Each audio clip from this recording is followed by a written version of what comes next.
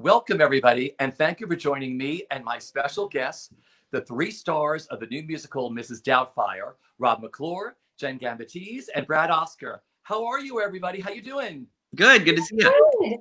I had a reason Hanging in. I am so happy. I'm thrilled that you're all here today. Thank you for joining me to my virtual at-home live edition of Backstage with Richard Ridge. First of all, how are you all and where are you all? We're as good as one can be in this scenario. Grateful to be healthy, and I'm down in Philadelphia with my family, just hunkering down, waiting for all this madness to pass and sending love and healing vibes to anybody who's struggling with it. Yeah, and Jenn, where are you? I'm up in Westchester, so I live in a little town called Hastings on Hudson, and we're doing good. We're adjusting to the new normal. It's a lot. When Mrs Doubtfire started, I was so excited because I finally had like time to myself, which sounds weird with like opening a new Broadway show, but like I had my train time and I had my dressing room time, and I have none of that anymore. Yeah. So I'm going a little cuckoo, but we're doing good. We're healthy. We're well. We're taking it one day at a time. Brad, for you, where are you? Also, one day at a time. We're actually up in LaGrangeville, New York, which is about an hour 15 north of the city, with my goddaughter and her parents because they have a house that they're renting up here. So we are very lucky as far as having some space and outdoor space and not being in our apartment in Midtown right now. So yeah, very grateful to have that and sort of be away from, a lot of that madness. But it's still very strange to feel like you're on vacation, but you're really not on vacation. Well, let's get into this because Broadway shut down a month ago today on March 12th. Wow. And I know it seems like this whole month has passed by so quickly, or maybe so slowly. It's very, very bizarre because in the beginning, I was just like waking up and I'd have to ask like Alexa or look in my book and say, what day of the week is it? Were you all sort of going through the same thing? And take me back to that day, because were you rehearsing at the theater that day? We were, yeah. We were about to do our fourth preview. Excuse me. We did Monday, Tuesday, Wednesday, March 9th, 10th, and 11th. And every day we were rehearsing, putting in new changes. Audiences were great. You could feel the momentum. It was very exciting. And we had a couple of conversations about this virus and precautions that were being taken by the theater and the cleaning staff and daily sort of check-in. And then that Thursday we were right in the middle of rehearsal, and producer Kevin McCullum came in and sat us all down and said, we are indefinitely suspended. We'll be back. We just don't know when. Leave everything in your dressing rooms, leave the set on the stage, leave everything where it is. So bizarre. Yeah, the idea to think that, Mrs. Doubtfire's face is sitting in my dressing room waiting for it's a bizarre, bizarre thing. It was such a strange time in the process to stop. Sorry, am I there? Yes. It was such a strange... We're going to have Alan check in for a second. Alan, is something wrong with the sound? It could be someone's Wi-Fi or the way it's coming through. It almost sounded like a keyboard. Sounds very bizarre, doesn't it? Sounds like someone's typing. Yeah. I think it just might be some sort of echo with the sound. Or someone stepping on cornflakes or something. I'm not eating. But it was a very strange time in the process for the rug suddenly to be pulled out, for all of us, for so many shows that were in previews. For 6 that was just about to have their opening night, literally hours from their opening night, as you know. So, that was a very surreal. And then because it's the most intense and wonderful part of the process, you're finally home in New York after being out of town. You're making the show better. The show was already pretty damn good, but we were making it better. And it is the most exciting time. You haven't opened. No one has said yes or no or great or not, So anyway, so I find myself now 4 weeks later, and it's this surreal sense of what was that, because to come from that high and then to this very new place. So, I know we're all in that sense of sort of suspended, at least we feel like we're going to keep this ball rolling. We had a wonderful opening, what would have been our opening night on Sunday. We all did a Zoom through which was extraordinary. So, you know, we'll keep that ball in the air until, you know, God willing, we all come back together and we can bring the show to the world, more important than ever, as we all know. With our, Now, someone says someone's mic is muted. Can you all hear me? I can hear you. Is mine muted? No. Someone's mic is muted. Alan, are you there? Our tech whiz is behind the scene making this all work. I think it's connecting everybody's Wi-Fi and everything else. So we're going to see. Richie, it sounds like whose it's mic your is muted. mic. Richie, no one's muted. I was just testing who is having the sound issue. It's your mic that's doing the clicking. But we'll get you headphones and a mic for the next one. Whose mic is who's doing that? Yours, Richie. How can J'accuse! Oh, it's all my fault, I guess. I have no idea. It was fine before. Wait, everybody. So it's your fault. Da, da, da, da, da, da. Corona. Yeah. So, Alan, how do we fix this? Because I shouldn't be muted. I don't know what to do. We'll just have to hang out with it for now. Happens. You know what you could do, Richie? You could ask us what you're going to ask us, then mute yourself, and we can answer. Maybe that would help. Where do I mute? Alan, where do I mute my mic from? I'll do This your was all thing. fine. I got it. Oh, there we go. Waiting for Alan. And this is why we need theater. And this was during our Zoom run through. Like this was what we were all navigating, and it was crazy pants. Yeah, for as much as I'm sort of loving the content, you know, all of this content coming out, I love it just because I miss our community and I miss the world. Right. But it is no substitute. It's not even close. I mean, you see all of these like great recordings of things coming out. I'm grateful for it, so we have a way to stay connected. But it is, Sure. I'm aware now more than ever of just how essential actually going to the theater is. Got it. And I was gonna say to that point, I think like the little kids are really feeling it a lot. Because the way, you know, I remember Rob, you saying one day at rehearsal about like, you know, you were answering an audience question. You're like, my job is to get out of the way so I can be that kid who liked to play. Like that's what we do is we play. Yeah. And I'm finding in this new normal with my children, I have an almost 11-year-old and a 4-year-old, and the adjustment to this virtual world is so much harder for the littles. Yeah. Because they live in that place that we try to live on stage and live. So like one day I took the girls for a walk and we took sidewalk chalk and we went to go leave messages at their friends' houses. And for the tween, like her little friends would come out and they were like lit up like Christmas trees just to see each other, but they could understand 6 feet apart and this and that. Then we took the 4-year-old, we went to her ride or die Coco's house, and Coco was at the top of her driveway and we were at the bottom. And afterwards, both Charlie Jane and Coco were so emotional, and she did not like it, not one bit, to be so close but so far. And they don't really love the virtual. I teach now. I'm a teacher now. I'm a 5th grade homeschool teacher, and I do on Monday, Wednesday, Friday this little singing and story time for the 4-year-olds class. And they're getting the rhythm of it now, but at first they did not like it, not one bit. I just want to make sure I hear nothing but crackle. Are you all hearing crackle too? Not Only when your mic is on. Only when my mic goes on. So, Alan, I should just ask a question and you'll mute me out? Yeah, that's what we're doing. I guess that's what he's going to do. I love you though, Richie. So what I was gonna, Yeah. We'll just do it unless Alan wants to do something else. So what I was going to ask you is so what is the hunkering down like for all of you? I mean, have you gotten used to it? I mean, what's a typical day like for each of you at home? Anyone? I mean, yeah, it's hard to. I mean, I just try to keep myself busy. I'm reading, of course. We're all streaming.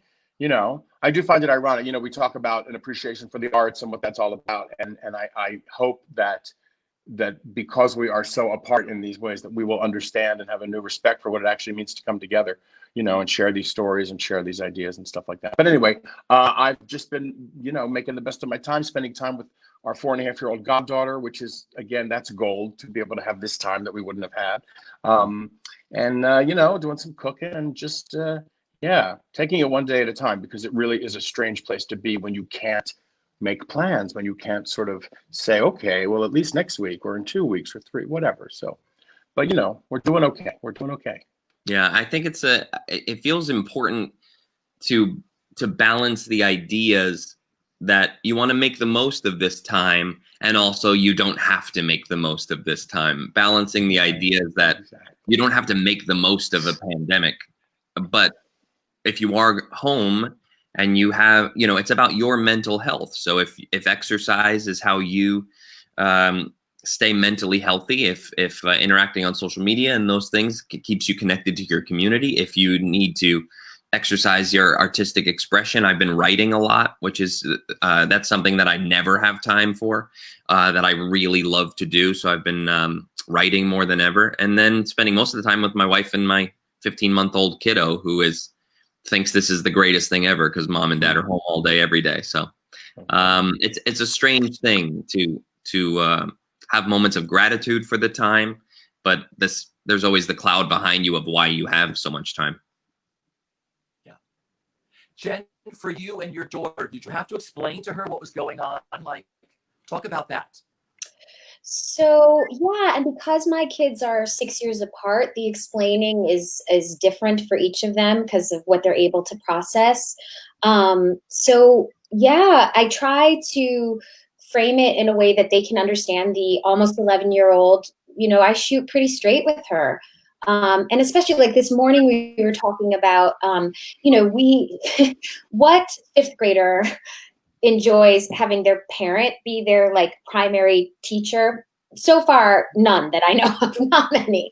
There's a lot of like meeting of wills. And especially for mine in our town, 5th grade is technically in the middle school building. So they still act as if they're in elementary school, where they have like one teacher, and then they have a couple specials, but she had a locker and she was walking to school by herself. They can do that in our town. So she was just experiencing this sense of like a freedom, and it's like all taken away.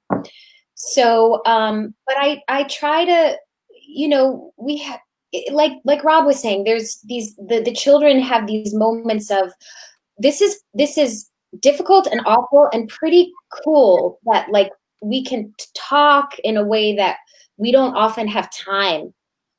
So that's going there. There's lots of snuggles. I mean, and then I'm grateful that like we've got the 3 of us to snuggle. Like I'm snuggling with my besties on Marco Polo, but they live alone, you know, like just to not take for granted, like I can touch your face. I can, well, we can touch faces now because we wash our hands a lot and we haven't gone anywhere. Don't touch your face otherwise. Like who's been going out to the grocery stores? Because I've been hypersensitive about everything, touching anything outside. I mean, I don't know if you're all into that, and I'm terrified about bringing things into the apartment too, without like, you know, taking them to the terrace. Like, what's it like outside when you go out? Do you do gloves? Do you do masks? What do you all do? Yeah, it's weird. I've been going to the grocery store, and we went to, you know, PetSmart to get our cat food, and then you know, we'll go for a walk just to get out of the house for a moment. But it has been gloves and masks, and coming home with groceries in our canvas bags, and the second you get in the house, you have like a clean area where I put those, and then you take the groceries out and you wash the groceries and you disinfect the groceries, and you put the canvas bags right in the washing machine, and then you strategically wash your hands throughout it's the weirdest freaking thing. It's crazy. Yeah, like washing a bag of rolled gold pretzels is probably the weirdest thing I've ever done. Wiping it down, yeah, same. But I mean, I think it's good. Like, at least it sounds like I see Brad nodding, I'm nodding. Like, we have a similar sort of protocol, and that's good that we're all paying attention to. Like, that's what we're supposed to do right now. I think the more of us can just sort of do what we're supposed to do, we can help. Which is like, you know, when you watch, we're only watching like a little bit of news. Like we watch like Lester Holt, 6:30, and then I try to keep myself from scrolling too much. I want to be informed, but not overwhelmed. But it's odd to feel that like, oh, us wiping down our rolled gold pretzels is our tiny bit of contribution that actually is helping. It's a grain of sand. But with our first responders, like in a sandstorm right now, like if we all do our part, you know, yeah, crazy. yeah, and stay responsible. My husband designated himself the mule, if you will, or whatever we want to call it. So yeah, so Diego goes out and does our shopping usually, well, twice a week because there's 6 of us here. So needless to say, but again, all the protocol, the mask and the gloves and the wipe downs and the stuff like that. So yeah, even if, again, you feel sometimes it's so ridiculous, we must be being over precautious. How could possibly, it's, as Jen said, we owe it to not only ourselves and our families, but eventually, anyone who we may come in contact with, if we all take a personal responsibility to not be the one who is going to spread this thing. You know what I mean? Don't put yourself in a position where you might or you could. So, yeah. I think, yeah. And sorry, go ahead. No, I was just gonna say, theater people are great at big picture. We're great at serving big picture. So the idea of being like, oh, I need to do this for the greater good of the big picture. I feel like we get how to contribute and we get how to mobilize. I'm so blown away by our community and what we've been doing for the Actors Fund and what we've been doing for BCFA and our incredible dressers who are like cranking out masks. Like it is just, it's really moving to see how much our community looks for ways to serve. Mr. Rogers said, look for the helpers. I find that theater people tend to be helpers. Exactly. Jerry Zaks, our director, said something that just like pierced my heart on our opening night. I mean, there were so many parts of opening that was like, I kept saying it was equal parts beautiful, fun, and devastating. It was really emotional. But Jerry said, that he missed us and he loved us. And he said, make no mistake, when the heroes right now who are saving people's lives when we all get to the other side of this, we will be back to get to the business of healing their souls. They're healing people's bodies right now, like, breath by breath. And then we are so privileged to have this job that we have, which really does heal people's hearts and souls. And so that felt really nice. Yeah. Well, let's talk about what you all did on your opening night. You all made a beautiful video that you put out there. Talk about that. Yeah, our writers, Wayne and Carrie Kirkpatrick, who are just the loveliest humans, and John O'Farrell, the 3 of them got together and just were thinking about, what can we do? Is there anything we can do? And the finale of our show is a song called As Long as There Is Love. And the message is a profoundly simple one. And it was suiting of the moment. So they just sent out the rehearsal, the demo of Wayne on the piano, and said, hey, if you can throw in earbuds and sing what you sing in the show, and be doing whatever you want as long as it feels love inspired. And then Carrie Kirkpatrick sat down at the computer and mashed it all up, and it was just our contribution to brightening people's day in this crazy time, and also a way for us to connect with each other, to do something that connects us and makes us still feel attached to this show that we love so much. And we're the lucky ones. We have the show to look forward to. We have a producing team led by the incredible Kevin McCullum, who is, looking ahead and trying to plan the best way to bring our show back and the healthiest way. But to those shows who aren't going to make it or haven't already made it through this, my heart bleeds for them. I can't imagine how devastating that must be. I have so many friends, obviously from Beetlejuice, who looked forward to getting back to the Winter Garden before they were evicted in June, and they had no idea that Wednesday that Wednesday night was their closing night at the Winter Garden. That being taken away from them, I can't imagine how devastating that must have been. Yeah. But the song is terrific. Yes, yeah. The song is. I've been overwhelmed because I sent it on to some family members. You know, my husband posted it on Facebook, whatever, and people are just, you know, love. It's a great tune to begin with, but at this point now, where we all are, and what it meant to us as a company, and Carrie's work putting it together, and my goddaughter, we listened to it at least 6 times the other day. She says, yeah. She says, play wherever you go, she calls it. You know, they start refer to, you know, kiss today, goodbye. Play kiss today, goodbye. Yeah. So we play wherever you go. And and it's just, I mean, at first it was so emotional to see her respond to it like that. She also was very good at saying spatchcock a chicken, which will mean more to other people later on. But it's unbelievable what they pick up and what they start to parrot back. But anyway, the song is terrific, and it will be something it's something very special, I know, for all of us to have and sort of hold on to right now as we bridge this time and get to the other side.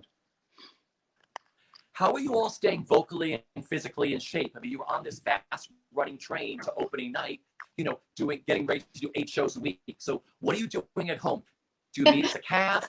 I'm yelling at my kids.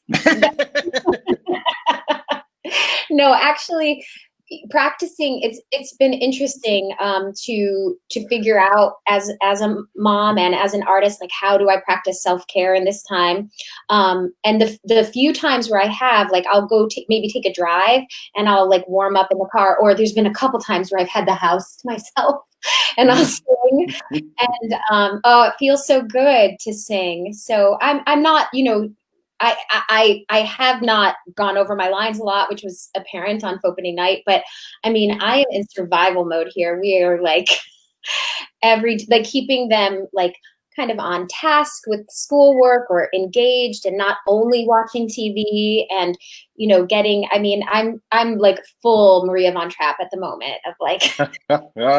Well, that's a performance in itself. It is. You know, Richard, we're used to, you know, we are, as actors, of course, we're used to downtime occasionally as far as going from job to job or whatever that is. So oddly enough, it doesn't feel like so strange to not be, you know, it feels strange not to be doing the show when I think about that. But you know, as far as that goes, I feel like I'm just in one of those in-between periods where I'm waiting for my next gig, you know, in that sense right now. But it is still, of course, important to stay physically, you know, and for me not to gain, you know, 20 pounds. Oh, God.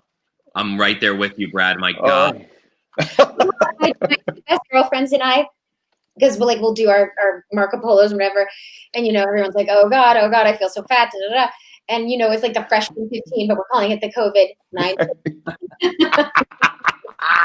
I love it.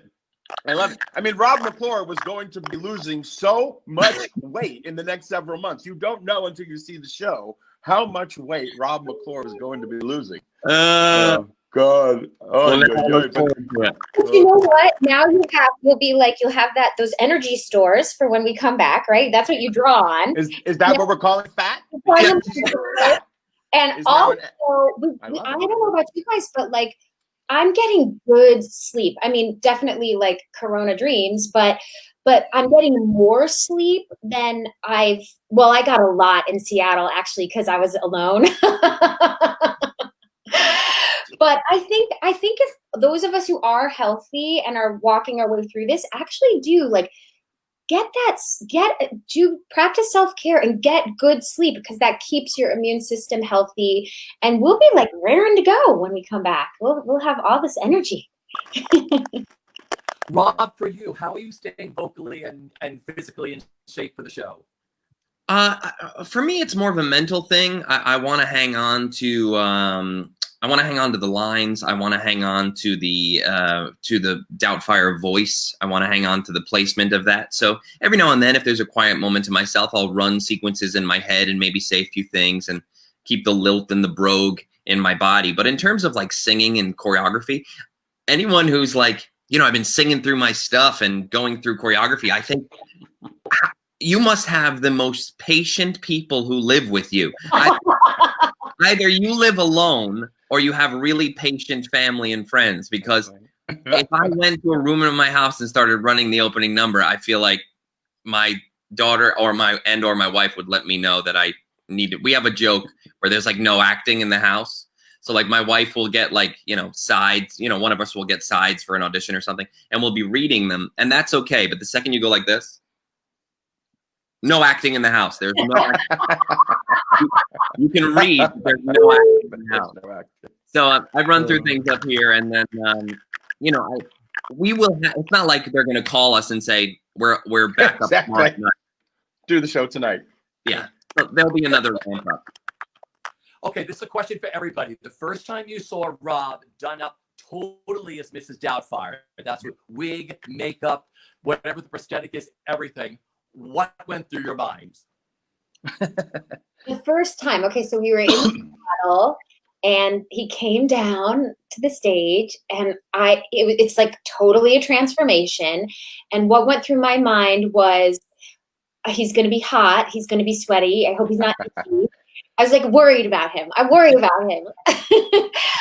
But no, in terms of like my experience of Daniel as Mrs. Doubtfire, I was like, wow, Mrs. Doubtfire is extraordinary. Mrs. Doubtfire is like full on somebody else.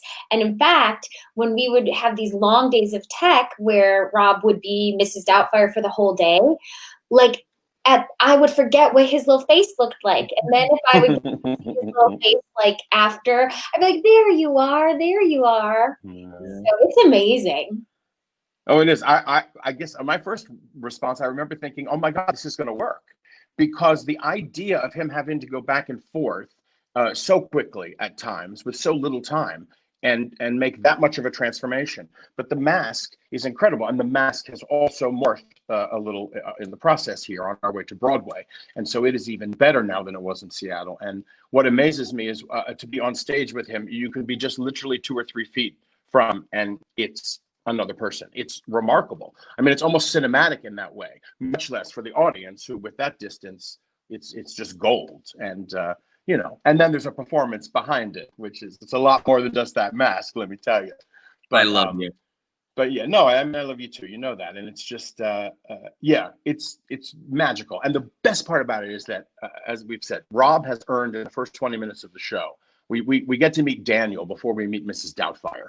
So it gives him this base. So then when this iconic character suddenly steps on stage, we are flooded with so many emotions. The actual story we're telling, the fact that he looks like that, the fact that there's someone who most of us have some emotional connection to in some way, whether it's the character or Robin Williams or whatever it is.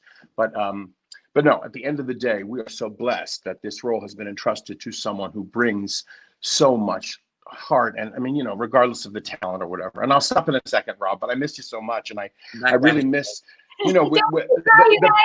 I know, I'm sorry, but the best part about what we do is working with people that you respect and who make you better and challenge you and all those things. And I've been very lucky in my career to work with some, and this is another, and I'm really, really proud to be a part of this piece.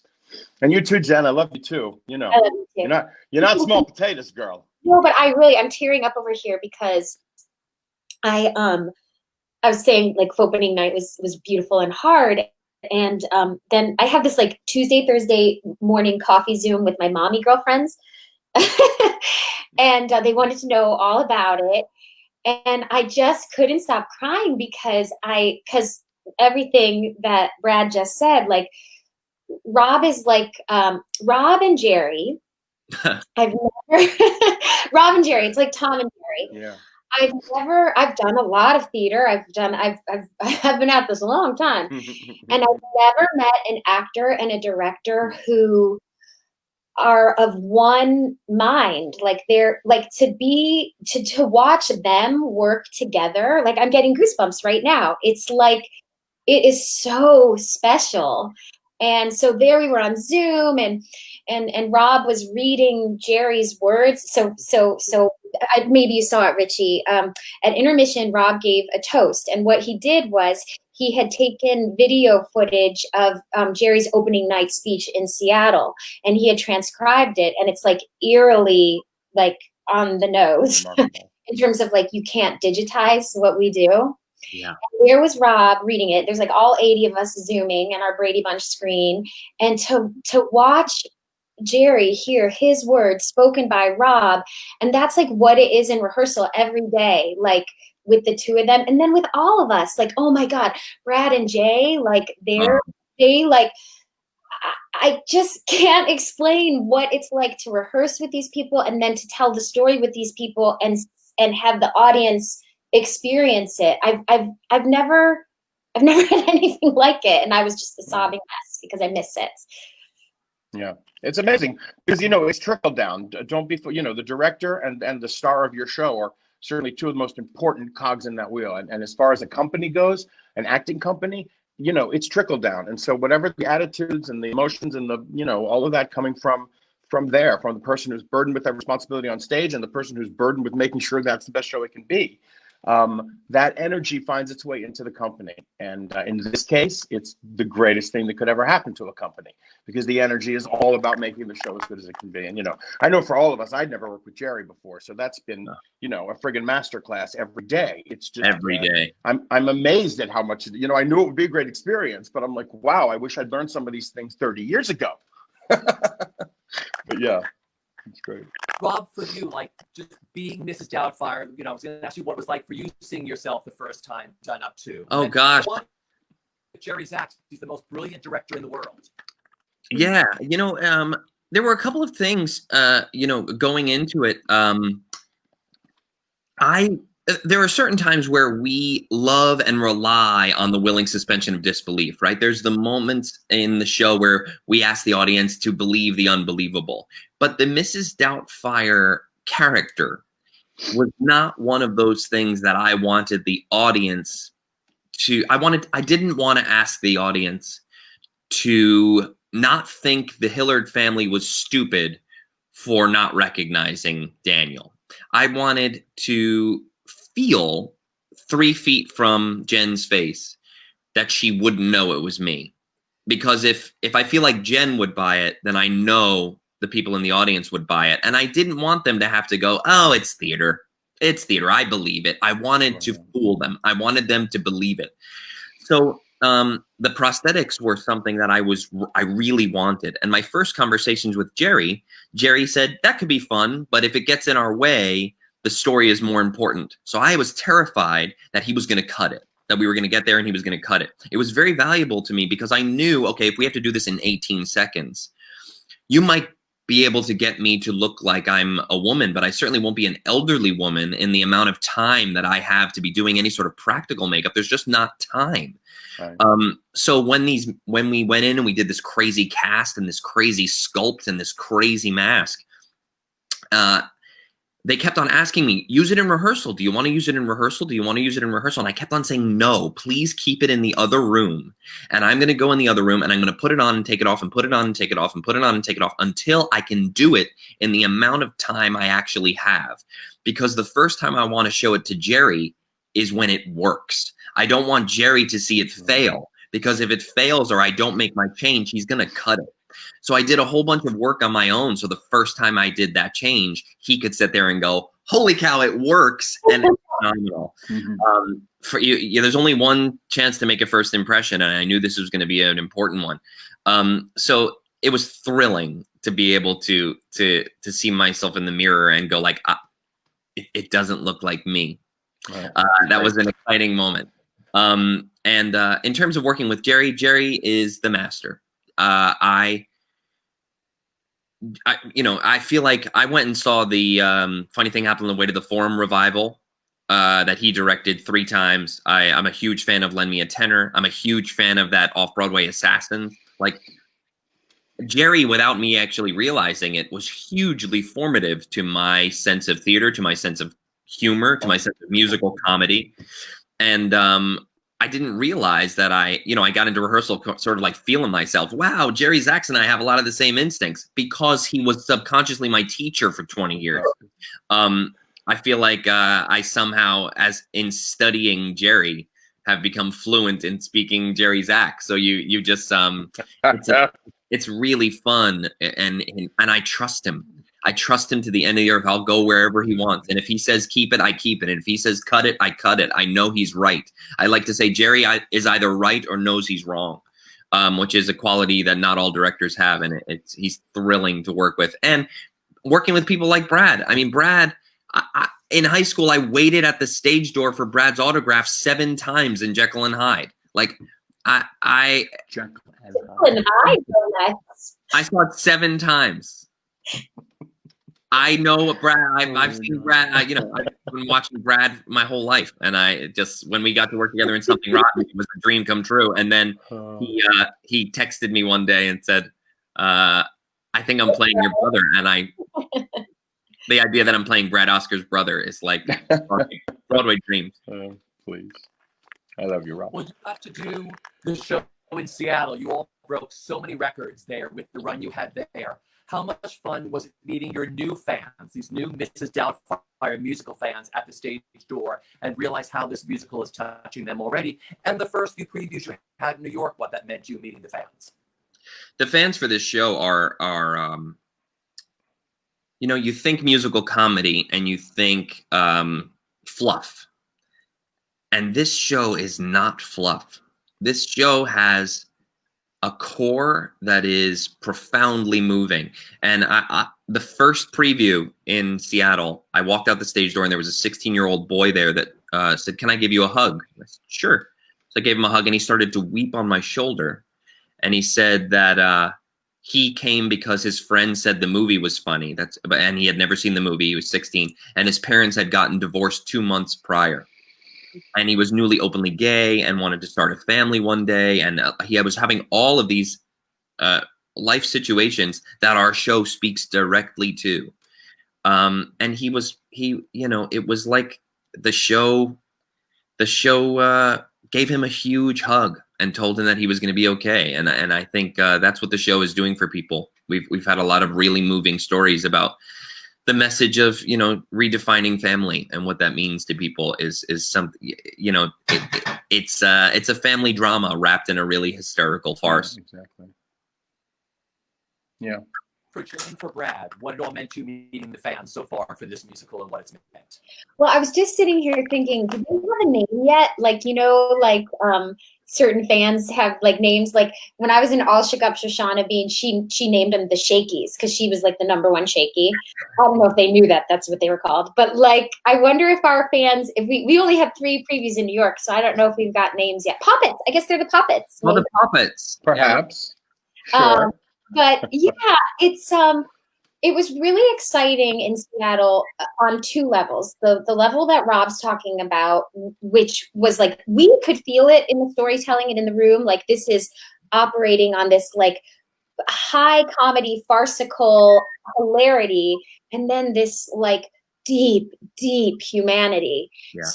So knowing that was both playing was like really exciting. And then there's this other part, which is like with the movie and with people's affection for the movie and for Euphegenia Doubtfire.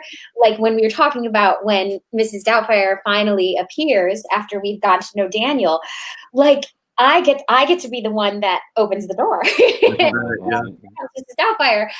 And it's just electric. It's totally, absolutely, positively electric how excited they are to see Mrs. Doubtfire.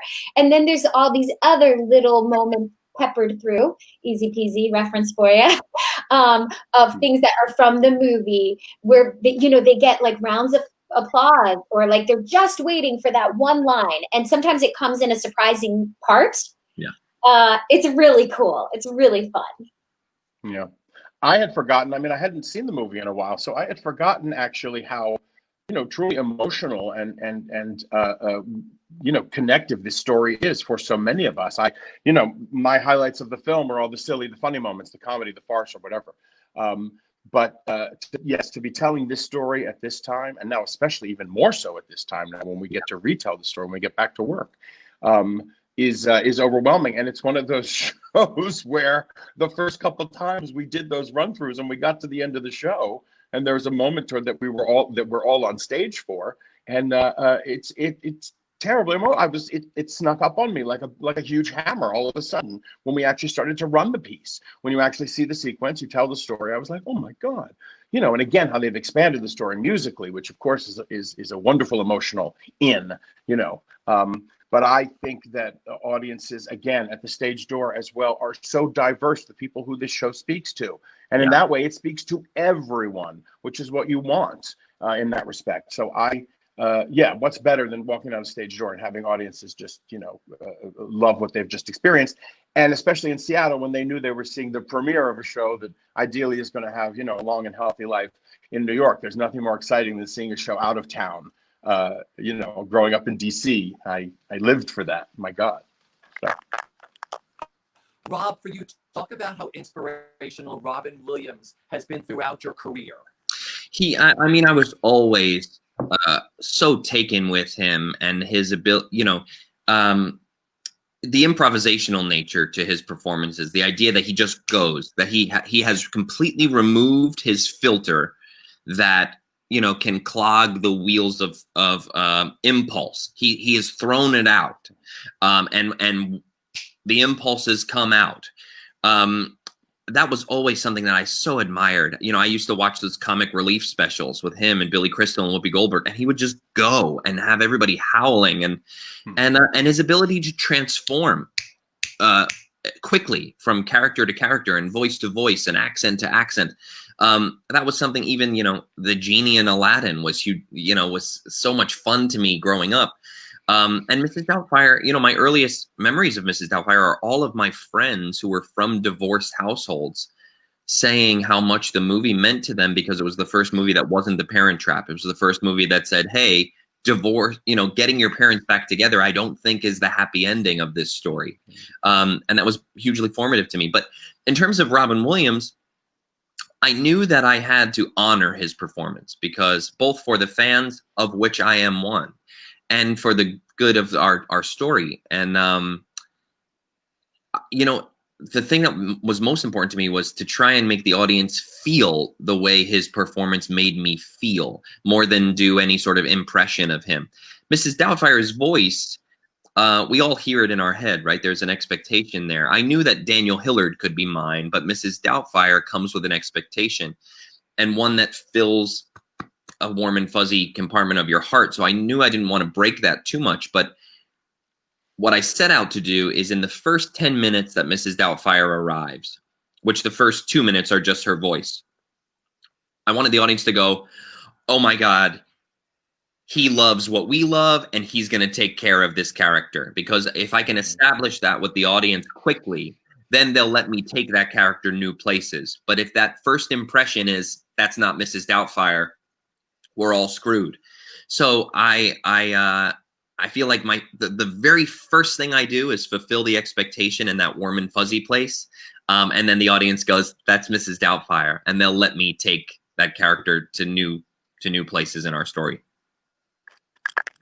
Well, this is sort of also a reunion for Rob and Brad, because the same team that wrote Something Rotten wrote Mrs. Doubtfire. So what's it been like reuniting with them?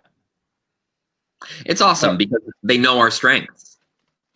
They can write to suit what they know we do. I did Something Rotten for 3 years between Broadway and the road, and it was, they would fly out and we would hang out in cities, and so we became close friends. So it was fun to create a show with them, because they know what I do and don't do, and it's thrilling to be able to collaborate like that. Yeah. And as I said before, there's nothing better than getting to work again with the people you respect, admire, had a great time with, whatever it might be, because all that energy ideally goes then into, the product you're creating, the piece that you're creating, and makes it that much better. So, so to be in a room again with the Kirkpatricks and John Farrell, and of course, Rob, and there's a couple other, David Hibbert and Aaron Kubrick, and who else? Do we have any other rotten people? But anyway, always a joy. That's what I love about one of the things about getting older in the business, is when you walk into that room on the first day, or you're walking to, even for a week-long reading, we do so many readings, and you're like, oh, and one of your favorite people is there, or someone again who you just have a good time with. So it was yes, a really good room, and great to be back with the Kirkpatrick boys for sure. And those guys and Jerry Zaks, the three of those guys and Jerry Zaks, number one, are all fathers. And they know the lengths to which they would go for their kids, right? But also, if you like, Something Rotten proved that those guys are funny. right? But if you don't know the Kirkpatricks for their music other than Something Rotten, Wayne Kirkpatrick won the Grammy for the Eric Clapton tune Change the World. If I could change the world, I would be the sunlight in your universe. That's the guy you want in charge of the heart of Mrs. Doubtfire, right? The guy who wrote that song. And our score speaks to that sensibility. Yeah. You know, I want to talk to you about parents, and of course, Brad, you being an uncle. I mean, for Rob and for Jenn, being parents, how has that inspired your performances, especially in this show? You first. I didn't know. I really didn't know, because I'm not really a method actor in the way that, like, some people are like, you know, if you're going to play a heroin addict, you need to know what it's like to do heroin. No, you don't. Pretend. You don't? Or you could imagine and pretend. That's what we do. You shouldn't have to know. It's so stupid. But there is. I would be lying if I said there's not a deepening that happens, because you do. You look at this. I look at my daughter every day, and you go like, I am so responsible for the health and happiness of this little nugget. And everything I do and say is reflected back at me. Things that I don't necessarily want to be. You go, oh my God, where did you put that? It was just Maggie and I the other day. Sadie will sit down on the floor, and when she sits down, she goes, ugh. And we're like, it's so funny. Just That's funny.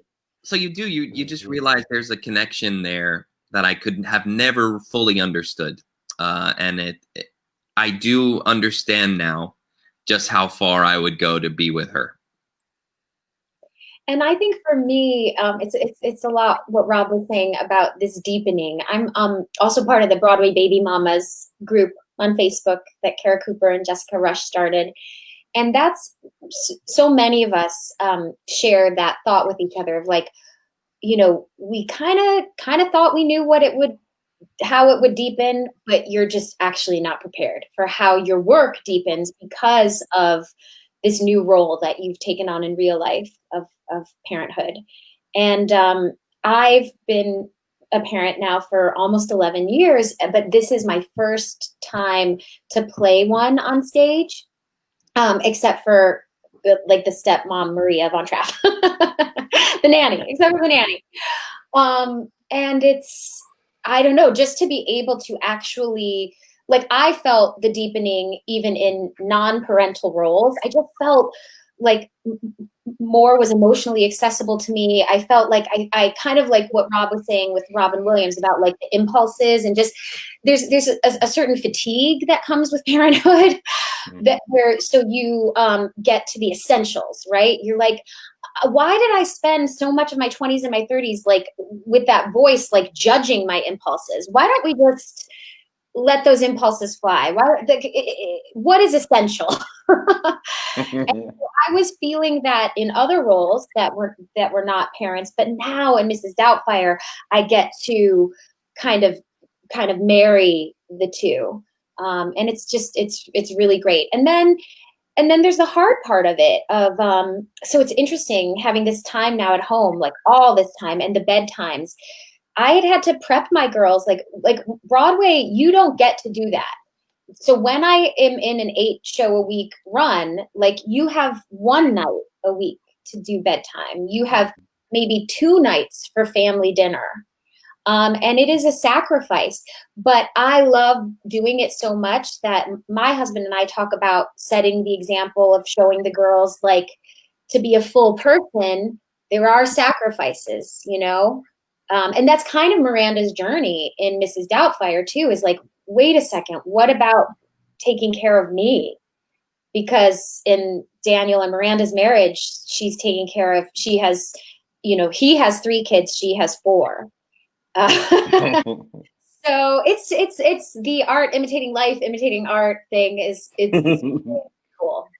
And if anyone knows Brad and how close he is to his goddaughter, you know that he understands exactly what you're talking about.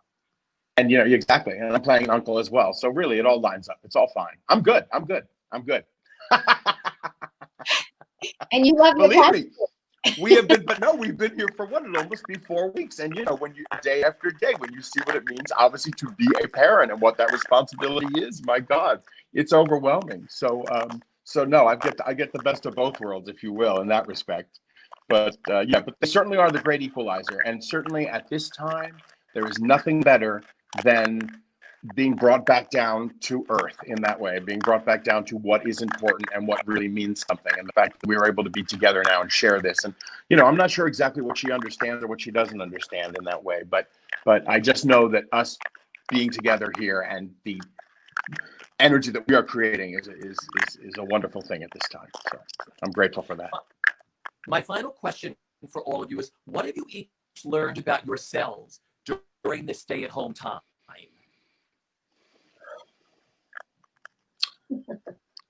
Wow. Oh God. Learning about myself in the stay-at-home time.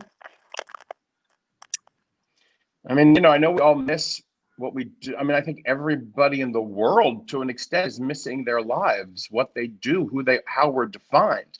And I always hate to say I'm defined by what I do, you know, as a performer, as an artist, whatever that is, because there is so much more to my life and I guess to who I am. But boy, again, having it snatched away like it was, I realized, and not knowing when it's coming back right now, that is a huge part of what makes me tick. Whether it's being with an acting company and those relationships that we have, and whether it's just the literal being on stage and telling stories and that live energy and the thing that just makes it so thrilling. And so I guess it sort of affirmed that how much I love and respect it and how terribly I miss it. And I think that's a good thing. And I hope, as I said, I hope the same thing will happen in so many ways to so many, as far as the arts go. Oh my God, I miss museums. I forgot how much I love a museum, or the symphony, or sporting, baseball. I'm missing baseball like crazy right now. It's unbelievable, but we all are. So let's all hopefully come back to this with a new appreciation of the things that have been taken away from us, God willing, momentarily, for just this window of time. And, you know, and come back maybe that much stronger, that much more connected, because we realize how important it truly is in our lives. Yeah, that's it. Yeah. For me, it's I think it's about, I think I learned how much I crave variation in my days, and how much what I've chosen to do for a living was because of that need. And you know, I get every now and then to be a different person and live a different life on stage or in front of a camera or whatever it is. And that's fulfilling a need for variation in my days. And now if I'm going to be, you know, in these four walls every day, I crave variation in different ways. So now it's like, okay, I'm going to bring Sadie on our little roof deck and I'm going to blow bubbles today. And I'm going to cook dinner for Maggie today. I mean, it was Maggie's birthday the day before yesterday, and trying to find a way to celebrate was so strange. It was like we packed up a picnic with a blanket and masks and like walked a stroller to this little park by the river, where it's not really a park because you shouldn't go to a park because other people are going to parks, but it's kind of enough grass to put out a blanket where nobody else is. Like, it was a strange time. But how much those simple things vary your, you know, Sondheim, right? Vary my days. It's about experience. And I feel like the world, right? It was so funny. For a second, the world was getting all about online and video games and all the, you know, all the stuff that you can do with screens. And then everyone's been saying that millennials are spending their money on experiences. They're traveling and they're going to escape rooms. They don't want to play a game on a screen. They want to go and like live in the game, right? Right. Which could not be better news for theater, where it's real. And I guess this time is just making me appreciate how much we're filling that need for our audiences and how much that fulfills us to do. Yeah. And for me, I think I'm learning, I'm experientially learning something I've intellectually known for a long time, which is that I have to take care of myself in order to take care of everybody else and do what I love to do. I mean, in a way, being on stage and acting is another way of giving of yourself. And I'm a giver. It's kind of like in my DNA. But I'm realizing now, like, very much in my body, like they always talk about the oxygen mask thing, you got to put yours on before you can put on somebody else's. And the first couple weeks of this, it was funny, March 12th happened. We were sent home, and my initial feeling was actually quite a lot of relief, because I'd been like, I don't think we're supposed to be doing this right now. I live not too far from New Rochelle. I'd been kind of clocking it in a different way. So for me, the first few days were just like, okay. I was getting afraid, like, what if I can't get home from the city on the Metro North? Like, I packed a bag and taken it to my friend's empty apartment. So there was this period of relief and this kind of like, okay, we're safe, we're home. Okay, now we've got the new, like, wipe down the pretzel bag, like all that stuff. Okay, homeschooling. So I got very busy for a couple weeks, like doing all the things to adapt. And then I was empty, and it was hard. So now I'm like, I get up before everybody and I take like five minutes just with my little app and meditate, and like things I should have been doing anyways, but now I must do 5 minutes to meditate. I've been praying, like truly praying, like my faith is a big part of my life. And in the last week and a half, have been spending like really real time in prayer, and it feels different, connecting with people. I've known people that are, have the virus and are recovering, and just, I don't know, I've been meditating, praying. I'll stretch a little on my yoga mat, and then the day begins. And I do all of that before I have my cup of coffee. Oh my gosh. Wow. But it's helping. You know what I mean? It's helping. Totally. So I'm getting that in a way that I didn't get. And I'm curious, when we're on the other side of this and I'm back in performance, like, can I maintain that? How will that enrich my work? And, I don't know. It's very interesting, but that's what's helping now. Day by day. Yeah. Day by day.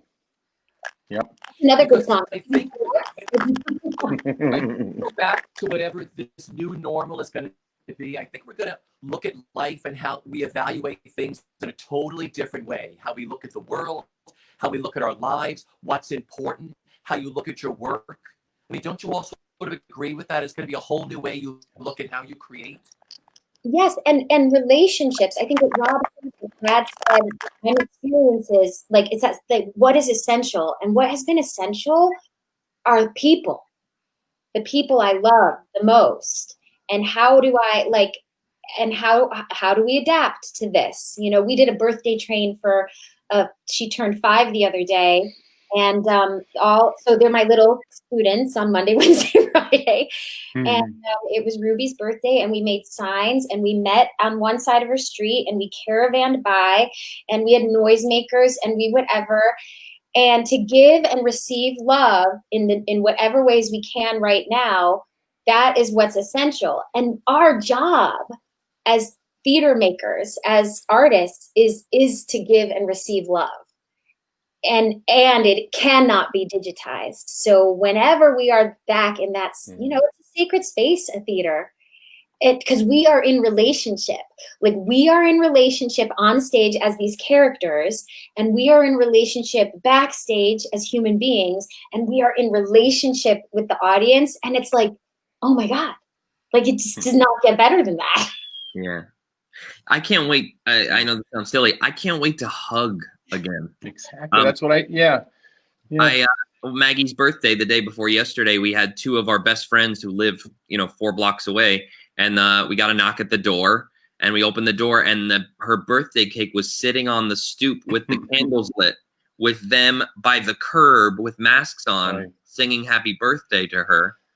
And she blew it out and was like, guys, that was such a sweet surprise. And then going, okay, bye. And all I wanted to do was take 8 steps and give them a hug. Thank you. And it's I can't that is a thing that will change my perspective. You know, I'm a hugger to begin with, but the next time I hug the two of you and Richie, whenever I get to see you next, Look out. yeah, look out. I'm actually like a little like excited and scared. I'm just doing all, but like a little nervous for because I'm kind of like super open. I'm a hugger too. I'm like Shoshana calls me SpongeBob Lightning Rod because I'm like I'm kind of porous and kind of sometimes like my anxiety isn't necessarily my own. It's like I can feel other people's feelings and stuff.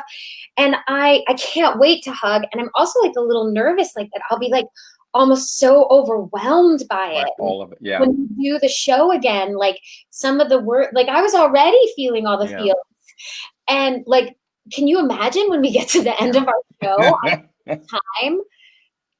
There might be some medication involved for me. Like, I'm not going to lie. Like, I don't know if I can handle it. Wasn't it interesting? Like, I'm starting to think about the risk reward that we do on a daily basis, right?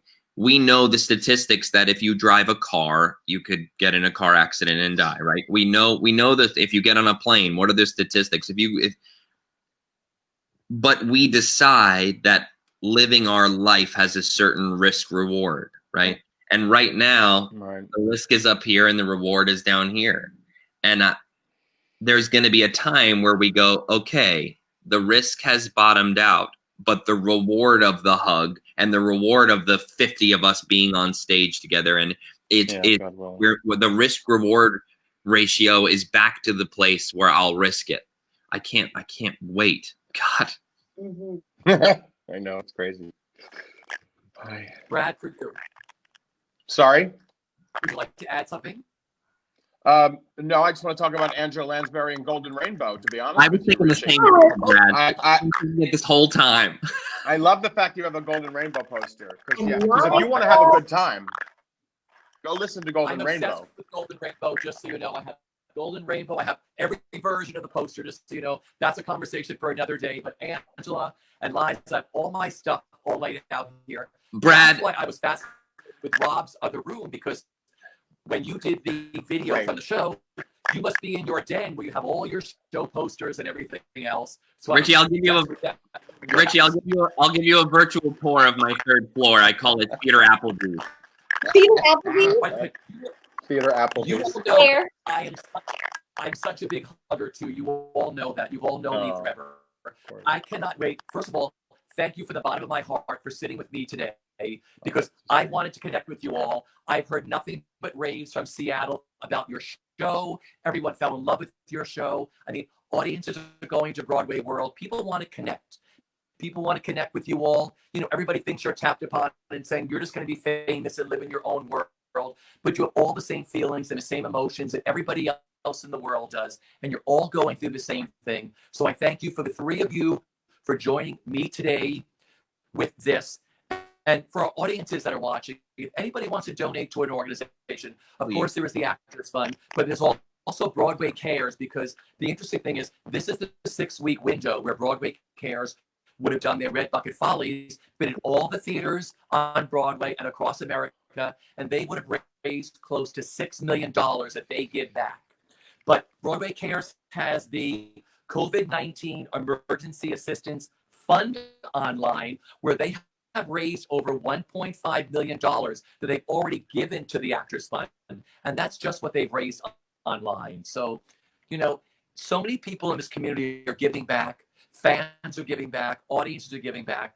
But I thank you all for being so honest today with me, sitting here for my Backstage with Richard Ridge. And I cannot wait to see you when you all open, because I will be there on opening night celebrating with all of you. And I'm going to hug all of you, just so you all know. So thank you again for being here today. Really hard. Thank you, Richie. I look forward to it. You're all going to give big, like, you know, virtual hugs here today. And I'll see you all very soon. Love you all. Love you too. Thanks for having us. Bye, everybody. Thank you.